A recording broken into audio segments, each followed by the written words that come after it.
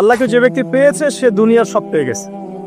আল্লাহকে যে পায় নাই সে আসলে কিছুই পায় নাই, ইহকাল পরকালের কিছুই পায়নি। এখন আমরা আল্লাহকে পাবো কিভাবে, এটা বড় প্রশ্ন না? যে আল্লাহর কাছ থেকে, যে জান্নাত থেকে আমরা পৃথিবীতে চলে আসলাম, আর সেই জান্নাতে যেতে হলে তো আমাকে আল্লাহকে পেতে হবে। আল্লাহকে পেতে হলে আমার কি কি করণীয়, খুব শর্ট করে আমি কয়েকটা পয়েন্টস আপনাদেরকে শেয়ার করছি। 1 নাম্বার, আল্লাহকে পেতে হলে অবশ্যই তার নবী মুহাম্মদ সাল্লাল্লাহু আলাইহি ওয়াসাল্লামকে অনুসরণ করতে হবে। এছাড়া আল্লাহকে পাওয়ার দ্বিতীয় কোনো পথ নাই। আল্লাহকে পেতে হলে অবশ্যই তার নবী মুহাম্মদ সাল্লাল্লাহু আলাইহি ওয়াসাল্লামের আদর্শগুলো জীবনের প্রতিটা ক্ষেত্রে বাস্তবায়ন করতে হবে। চলাফেরা, ওঠা বসা, খাওয়া দাওয়া, ইস্তেঞ্জা করা, মুআমেলাত, ব্যবসা বাণিজ্য, অর্থনীতি, সমাজ, রাষ্ট্র, সব ক্ষেত্রে আপনাকে মুহাম্মদ সাল্লাল্লাহু আলাইহি ওয়াসাল্লামের তরিকা, আদর্শটাকে ফলো করতে হবে। তাহলে আপনি আল্লাহকে পাবেন ইনশাআল্লাহ। যে ব্যক্তি আল্লাহকে পেয়েছে সে দুনিয়াও পেয়েছে, আখিরাতও পেয়েছে। যে আল্লাহকে পায় নাই, দুনিয়াও বরবাদ, আখিরাতও বরবাদ। 1 নাম্বার তাহলে কি কাজ? আল্লাহ পাকের সর্বশেষ নবী মুহাম্মদ সাল্লাল্লাহু আলাইহি ওয়াসাল্লামকে অনুসরণ করা, তার আদর্শ মেনে চলা, 1 নাম্বার। 2 নাম্বার হচ্ছে 5 ওয়াক্ত নামাজ। আল্লাহকে পেতে হলে নামাজ লাগবে। নামাজ নাই, আল্লাহ নাই। ওয়াস্তাঈনু বিস-সাবরি ওয়াস-সালাহ, তোমরা সবর এবং সালাতের মধ্য দিয়ে আল্লাহর সাহায্য প্রার্থনা করো। আমরা এই জন্য নামাজে বলি ইয়াকা না'বুদু ওয়া ইয়াকা নাস্তাঈন, আমরা শুধু আপনারই ইবাদত করি এবং আপনার কাছেই সাহায্য প্রার্থনা করি। আল্লাহকে পেতে হলে নামাজের কোনো বিকল্প নাই। যে ব্যক্তি নামাজ পড়ে না, আল্লাহর সাথে তার কোনো সম্পর্ক নেই, নো কানেকশন। আপনি যে কোনো কিছু চাচ্ছেন, সেজদায় পড়ে আল্লাহর সামনে আত্মসমর্পণ করেই চাইতে হবে। ওয়াসজুদ ওয়াক্তারিব, আল্লাহ কি বলেছেন? সেজদা করো, নিকটবর্তী হও। তো ব্যাখ্যা অনেক করা যায়। নামাজ না পড়লে কিন্তু মানুষ কুফরিতে লিপ্ত হয়।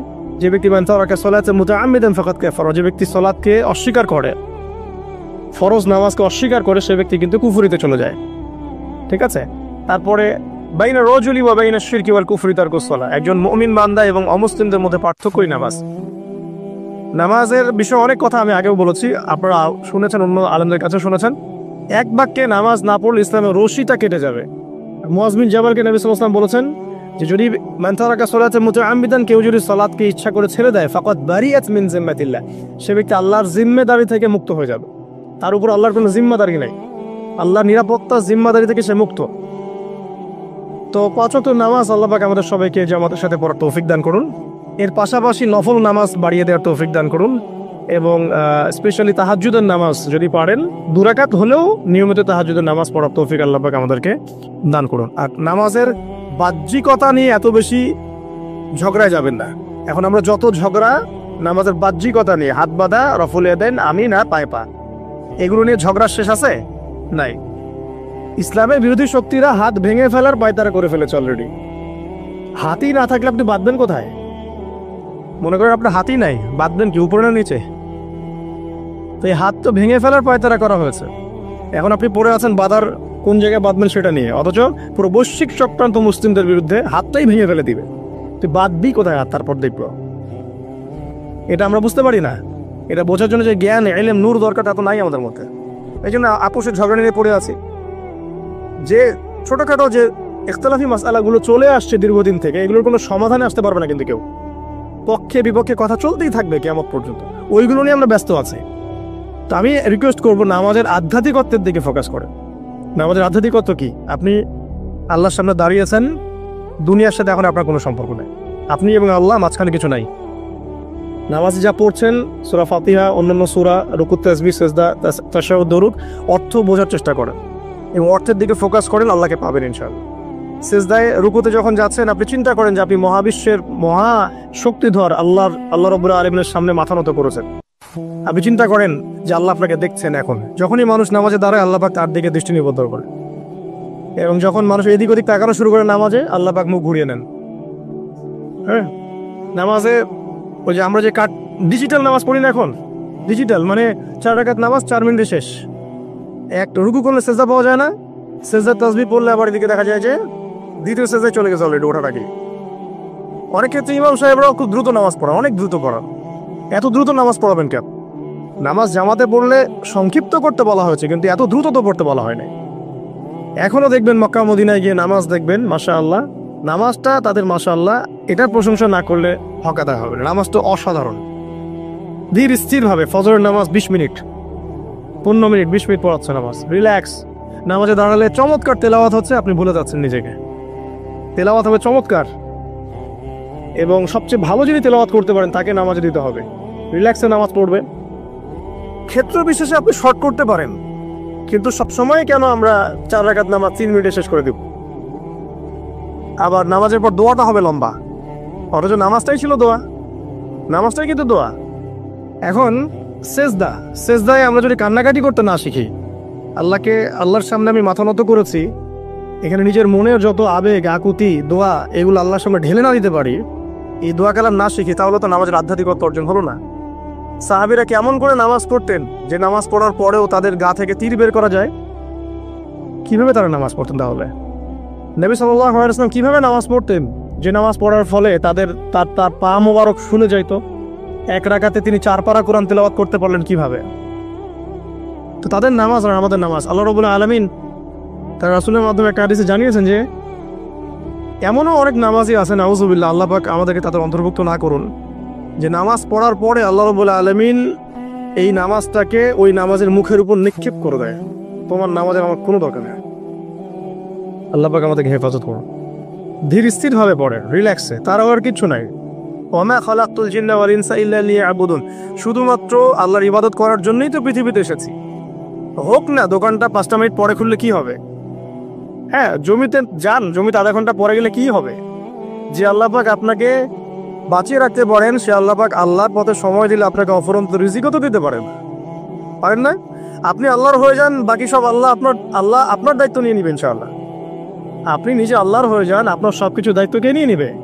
আল্লাহ নিয়ে নিবে। তো আল্লাহ পাক আমাদেরকে ধীর স্থির ভাবে আধ্যাত্মিকত্ব অর্জন করে নামাজ পড়ার তৌফিক দান করুন, আমিন। তো দেখুন, আল্লাহকে পাওয়ার সবচেয়ে সেরা মাধ্যম কি? নামাজ। তার আগে বলেছি নবী সাল্লাল্লাহু আলাইহি ওয়াসাল্লামের অনুসরণ। আল্লাহকে পাওয়ার তৃতীয় একটা মাধ্যম বলে দিই আমি, সওম বা রোজা রাখা। অল্প সময় গড়িয়ে নিচ্ছি, সওম বা রোজা রাখা। রোজা কেন আল্লাহকে পাওয়ার মাধ্যম জানেন? কারণ রোজা রাখা অবস্থায় আমরা কিন্তু গোপনে পানাহার করি না, করি? আমরা রোজা রেখেছি, গোপনে কিন্তু পানি খেতে পারি, কেউ দেখবে না। গোসল করছেন, আপনি পানি খেতে পারেন, কেউ দেখবে না। লুকিয়ে লুকিয়ে আপনি কিন্তু খাবার খেতে পারেন, কেউ দেখবে না, বাসায় কেউ নাই দেখার, কিন্তু আপনি খান না। আপনি সবর করেন, সহ্য করেন, একদম সূর্যাস্তের সময় গিয়ে আপনি ইফতার করেন। এই যে কাজটা আপনি কেন করেন? কারণ আপনি ফিল করেন যে আল্লাহ আপনাকে দেখছেন। কেউ আপনাকে দেখুক না দেখুক, আল্লাহ আপনাকে দেখছেন। এটাই হচ্ছে ইহসান, এটাই হচ্ছে আল্লাহ পাকের মারিফতকে উপলব্ধি করা। আল্লাহ রাসূল সাল্লাল্লাহু আলাইহি ওয়াসাল্লাম বলেছেন, ইহসান হচ্ছে আন তা'বুদাল্লাহা কাআন্নাকা তারা, তুমি এমন ভাবে আল্লাহর ইবাদত করবে যেন তুমি আল্লাহকে দেখছো। ওয়া ইল্লাম তাকুন তারাহু ফাইন্নাহু ইয়ারাক, তুমি আল্লাহকে দেখতে না পারলেও বিশ্বাস করবে আল্লাহ তোমাকে দেখছেন। তো এটা রোজা রাখলে উপলব্ধি হয় না যে আল্লাহ আমাকে দেখছেন? এটা হচ্ছে আল্লাহকে পাওয়ার মাধ্যম। এই জন্য রমাজানের রোজা অবশ্যই রাখবো ইনশাআল্লাহ। পাশাপাশি এই যে সোমবার, বৃহস্পতিবার বা এই যে মাসের 3 দিন আইয়ামে বীজের সওম আছে, 13, 14, 15, আরাফার সওম, আশুরার সওম বা নফল সওম, এগুলো রাখার অভ্যাস করলে আল্লাহকে পাওয়া যাবে ইনশাআল্লাহ তাআলা। আল্লাহ পাক আমাদেরকে বেশি বেশি সওম রাখার তৌফিক দান করুন। এবং আমাকে, আপনাদের সবাইকে বিগত জীবনে আমরা যারা বিভিন্ন সময় সওম রাখি নাই বা রাখতে পারি নাই, বা বিভিন্ন সালাত পড়ি নাই, পড়তে পারি নাই, এগুলোকে হিসেব করে আদায় করার তৌফিক আল্লাহ পাক দান করুন, আমিন। 4 নম্বর একটা মাধ্যম বলে দিই আল্লাহকে পাওয়ার, সেটা হলো তিলাওয়াতে কোরআন। কোরআন তেলাওয়াত যে যত বেশি করবে, অর্থ উপলব্ধি করে পড়বে, সে আল্লাহ পাককে চাক্ষুষ পাবে ইনশাআল্লাহ।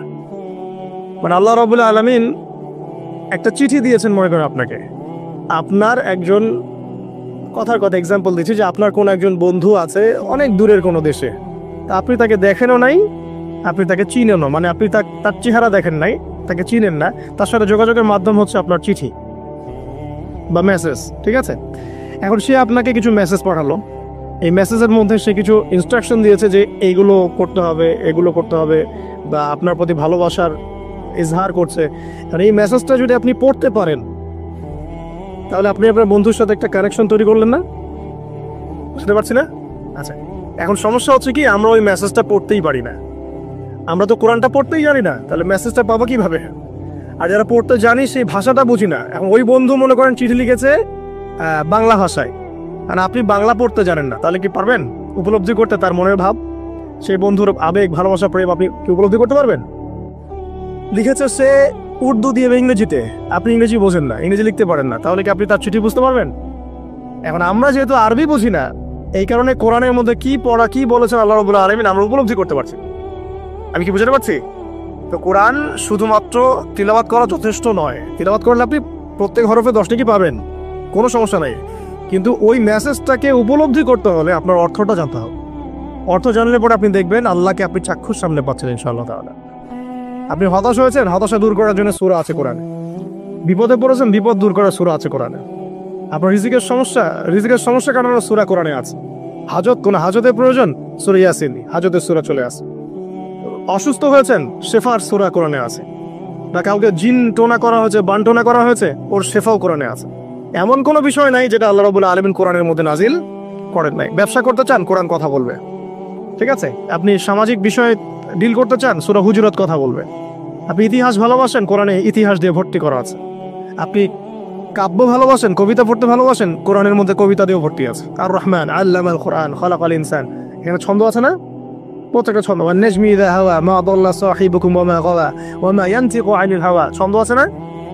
আপনি উপন্যাস ভালোবাসেন, কোরআনে অনেক উপন্যাস আছে পড়ায়। যা চান তাই পাবেন কোরআনে।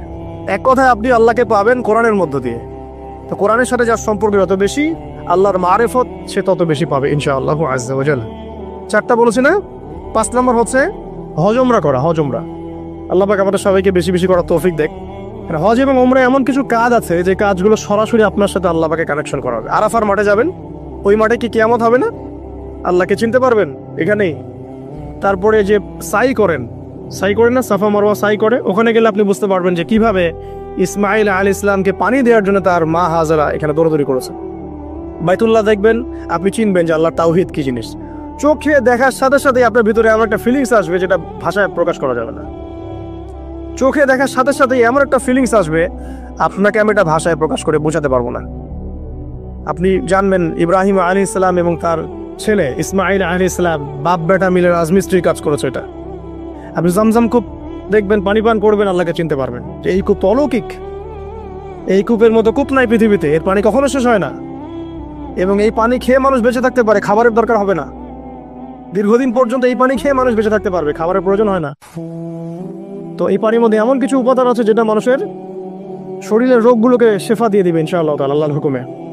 তো প্রত্যেকটা কাজে রাসূল সাল্লাল্লাহু আলাইহি ওয়াসাল্লামের শহরে গেছেন মদিনায়, ওই মদিনার বাতাসটা আপনাকে বলে দিবে এটা একটা অন্যরকম শহর, ঠিক আছে? রাসূল সাল্লাল্লাহু আলাইহি ওয়াসাল্লামের রওজায় যাবেন, সামনে দাঁড়াবেন, আপনি আল্লাহকে চিনতে পারবেন। আপনি আর পৃথিবীতে থাকবেন না, অন্য জগতে চলে যাবেন। ওই যে বাকিউল গারকাত আছে, সাহাবীদের কবরস্থান জান্নাতুল বাকি, ওখানে ঢুকবেন, আপনার কাছে মনে হবে যে পৃথিবীটা আসলে কিছুই না। পৃথিবীর সবচেয়ে সেরা মানুষগুলো এই মাটির নিচে শুয়ে আছে। ওখানে আপনাকে খুবই তুচ্ছ মনে হবে তাদের সামনে। এই যে মানে বিভিন্ন জায়গায় গিয়ে আল্লাহকে চিনতে পাওয়া, এটা সবচেয়ে ভালো হয় হজ এবং উমরাতে গিয়ে। আল্লাহ পাক আমাদেরকে তৌফিক এনায়েত করুন, আমিন। তো এটা একটা আল্লাহকে পাওয়ার, যাদের হজ ফরজ হয়ে গেছে অবশ্যই হজ করে ফেলবেন, আর যাদের সামর্থ্য আছে তারা বেশি বেশি উমরা করবেন। নবী সাল্লাল্লাহু আলাইহি ওয়াসাল্লাম বলেছে, এক হজ পরের হজের মধ্যে যত গুনাহ মাফ করিয়ে দেয়, এক উমরা পরের উমরার মধ্যে যত গুনাহ সেগুলোকে মাফ করিয়ে দেয়। আল্লাহ পাক আমাদেরকে এই আমলগুলো করার তৌফিক এনায়েত করুন। 6 নম্বর বলছি জিকির। আল্লাহ পাকের জিকির বাড়াতে হবে।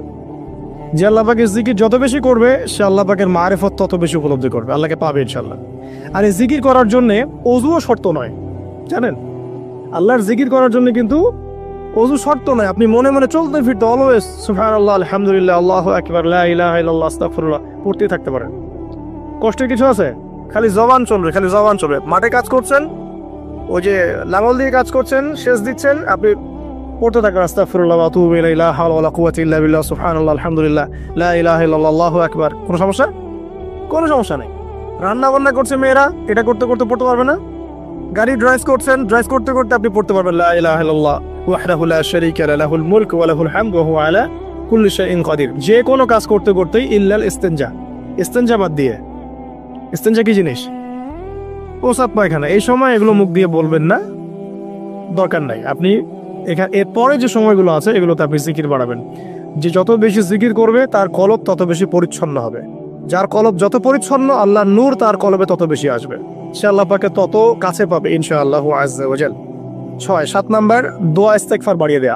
আল্লাহর কাছে বেশি বেশি দোয়া করতে হবে। দোয়া বাড়িয়ে দেন। দোয়ার জন্য হুজুর ডাকতে হবে না, দোয়ার জন্য আমাকে ডেকে বাসায় খাওয়ানোরও দরকার নেই আপনার। দোয়ার জন্য আপনি যথেষ্ট। নামাজে দাঁড়ান, নামাজের সেজদায় দোয়া করেন, নফল নামাজ পড়েন, নফল নামাজের সেজদায় দোয়া করেন, নামাজে পড়ে হাত তুলে দোয়া করেন, প্রয়োজনে নামাজে সালাম ফেরানোর আগে দোয়া করেন, যে কোনো ভালো কাজ করেছেন তারপর দোয়া করেন, ঠিক আছে? কোরআন তেলাওয়াত করলেন, দোয়া করেন, তাহাজ্জুদের ওয়াক্তে দোয়া করেন, বৃষ্টি পড়ছে তখন দোয়া করেন, ঠিক আছে? মানে দোয়া কবুলের মোমেন্ট, সময়গুলো, আজান হয়েছে, আজান একামতের মাঝখানে দোয়া করেন, এই যে এখন খুতবা হচ্ছে এই সময় দোয়া করেন, দোয়া কবুল হবে। দিনই মসজিদে বসেছেন, দোয়া করেন, দোয়া করতে থাকেন মনে মনে। যত বেশি আপনি দোয়া করতে পারবেন আল্লাহর কাছে, ইনশাআল্লাহ আল্লাহকে আপনি তত কাছে পাবেন ইনশাআল্লাহ। এটা আল্লাহকে পাওয়ার অন্যতম মাধ্যম। এবং ইস্তেগফার, ইস্তেগফার মানে কি? তওবা করা। আস্তাগফিরুল্লাহাল্লাযী লা ইলাহা ইল্লা হুয়াল হাইয়ুল কাইয়ুম ওয়া আতুবু ইলাইহি। এটা বেশি বেশি পড়বেন, দিনে কমপক্ষে 70 বার বা 100 বার পড়ার চেষ্টা করবেন। আল্লাহ পাক তৌফিক দান করুন। কয়টা বলেছি ভাই? 7টা। আচ্ছা, 8 নাম্বার হচ্ছে সদকা করা। সদকা, দান সদাকা আল্লাহর কাছে খুব বেশি পছন্দের। দান সদকা করার জন্য সম্পদ লাগে না, আমার কথা শোনেন। দান সদকা করার জন্য সম্পদ লাগে না, কলিজা লাগে, মন লাগে। বহু বড় বড় মানুষ আছে দান সদকা করতে পারে না, কোটিপতি, যাকাত দেয় না, আছে না? আর বহু গরিব মানুষ ভ্যান চালায়, কৃষি কাজ করে, দেখবেন 100 টাকা দান করে দিল। মন থাকতে হয়, মন, কলিজা বড় থাকতে হয়। তো যাদের কলিজা বড়, মন বড়, তারা দান সদকা করতে পারবে ইনশাআল্লাহ। আর যার মন বড়, সেখানেই তো আল্লাহ নূর আসবে। সংক্ষিপ্ত মনে কি, সংকীর্ণ মন আল্লাহ নূর কোত্থেকে আসবে? কথা বুঝতে পারে নাই? তো দান সদকা বাড়ার, আপনি 1 টাকা দান করেন, 5 টাকা দান করেন, হালাল রিজিক থেকে 1 টাকা দান করেন, সেটা আল্লাহর কাছে অনেক বেশি পছন্দের।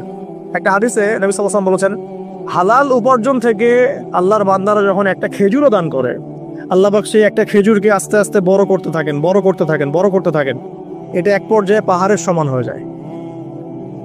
এবং কিয়ামতের মাঠে মানুষ তার দান এবং সাদাকার যে ছায়া, এই ছায়ার নিচে অবস্থান করবে। আপনার বিপদ হয়েছে, দান সদকা করেন, বিপদ দূর হয়ে যাবে ইনশাআল্লাহ।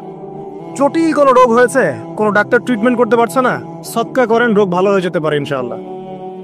সদকার ব্যাপক ফজিলত আছে। সদাকা, দান সদাকা, দোয়া, এগুলো তাকদিরের যে বিপদ আপদগুলো আছে না, ঝুলে আছে, আমাদের তাকদিরে বিপদ আছে না অনেক, এগুলোকেও সরিয়ে দিতে পারে আলহামদুলিল্লাহ। এই শক্তি আছে দোয়া এবং দান সদকার মধ্যে। আল্লাহ পাক আমাদেরকে বেশি বেশি সদাকা করার তৌফিক দান করুন, আমিন। আর সদাকা নফল না করতে পারলে কমপক্ষে ফরজ যাকাতটুকু দিবেন, ফরজ যাকাতটুকু দিবেন। কারণ যাকাত, সদকা এবং ব্যবসা, এগুলো হচ্ছে ইসলামিক অর্থনীতির মূল ভিত্তি, এর সাথে কৃষিকাজ। আর দুটো বলে শেষ করে দেই। 9 নম্বর হচ্ছে আমর বিল মারুফ এবং নাহি আনিল মুনকারের কাজ করা, মানে সৎ কাজের আদেশ করা, মানুষকে অসৎ কাজে নিষেধ করা। এই কাজটা যে যত বেশি করবে সে তত বড় ব্যবসায়ী। কারণ কি, আপনার দাওয়াতে, আপনার লেকচার শুনে, আপনার বই পড়ে, আপনার নসিহত শুনে যদি একটা মানুষও দিনের পথে ফিরে আসে, ওই একটা মানুষের সারা জীবনের যে নেক কাজ, এই সমস্ত নেক কাজের একটা অংশ আপনি পাবেন ইনশাআল্লাহ। আবার আপনি কাউকে অন্যায় থেকে বারণ করেছেন, আপনার দাওয়াত শুনে কেউ সিগারেট ছেড়ে দিয়েছে, মাদক ছেড়ে দিয়েছে, জেনা ছেড়ে দিয়েছে, পণ ছেড়ে দিয়েছে, বা হারাম সুদ ছেড়ে দিয়েছে, ওই মানুষটা এখন সারা জীবন যত ভালো কাজ করবে, এই পুরো ভালো কাজের একটা অংশ আপনি পাবেন ইনশাআল্লাহ। এর চেয়ে বড় কিন্তু কোনো ব্যবসা নাই। এই কাজটা করলে আল্লাহ পাকের রহমত নেমে আসে, আর এই কাজটা ছেড়ে দিলে আল্লাহ পাকের গজব নেমে আসবে। যখন মানুষ ন্যায়ের আদেশ এবং অন্যায়ের নিষেধ ছেড়ে দিবে, আল্লাহর গজব নেমে আসবে। আর মানুষ যত বেশি সৎ কাজে আদেশ করবে, অসৎ কাজে নিষেধ করবে, আল্লাহর রহমত তত কাছে আসবে ইনশাআল্লাহ। আল্লাহকে পাওয়া যাবে ইনশাআল্লাহ তাআলা। আল্লাহ পাক আমাদেরকে তৌফিক এনায়েত করুন। আর সর্বশেষ একটা বলে শেষ করে দেই, সেটা হলো যে আল্লাহর দিনকে, আল্লাহর দিনের খেদমত করা বা দিনের কল্যাণে নিজেকে নিয়োজিত রাখা। আল্লাহর দিনের খেদমত করা বা দিনের কল্যাণে নিজেকে নিয়োজিত করলে আল্লাহ পাককে পাওয়া যাবে ইনশাআল্লাহ। এই পৃথিবীতে আল্লাহ পাকের সবচেয়ে গুরুত্বপূর্ণ জিনিসটা কি? নিয়ামতটাকে, আল্লাহর দিন না? এই দিন ছাড়া কি পৃথিবীতে আর কিছু আছে? একটা হাদিসে আসছে যে পুরো পৃথিবীটাই তো অভিশপ্ত। পুরো পৃথিবীটা কি অভিশপ্ত? শুধুমাত্র দিনের এলেম অর্জনের জায়গা ছাড়া, তালেবে এলেমদের জায়গা ছাড়া, দিনী মাহফিলগুলো ছাড়া, যেখানে নামাজ হয়, এই জায়গাগুলো ছাড়া বাকি সব অভিশপ্ত জায়গা। তো এখানে পৃথিবীতে সবচেয়ে গুরুত্বপূর্ণ এবং ইম্পর্টেন্ট, আল্লাহর কাছে প্রিয় জিনিসটাকে, আল্লাহর দিন।